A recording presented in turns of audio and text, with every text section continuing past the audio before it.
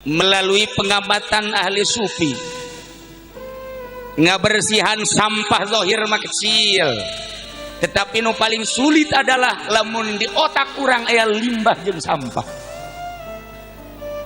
Sampah ieu mah babari di studi non di sapuanana, sampah zahir mah babari di pelna, sampah zahir mah babari di beuleumna.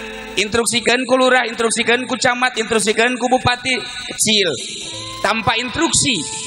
Jelema nu peduli geus bebersih sorangan lohir, tapi lamun aya sampah di otak, lamun aya limbah di otak, leuwih-leuwih lamun pejabat berlimbah otakna, naudzubillah min dzalik. Cak pejabat biasa, pejabat mah aya sampahan, ieu kiai sampah mah lulu. Yes, micelan sampah nu aya di otak, micelan limbah nu aya di otak paling sulit.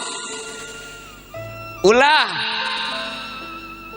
sima neule sorban, ulah sima neule udeng-udeng, ulah sima neule jubah. Sebab ku ari mah jelema berjubah ternyata preman.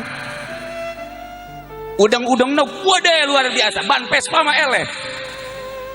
Tapi kadang-kadang menta-menta kan nyana ka bupati, menta-menta kan nyana ka pemerintah. Ieu kan kitu ngaranna ngeres otak sampah malulu.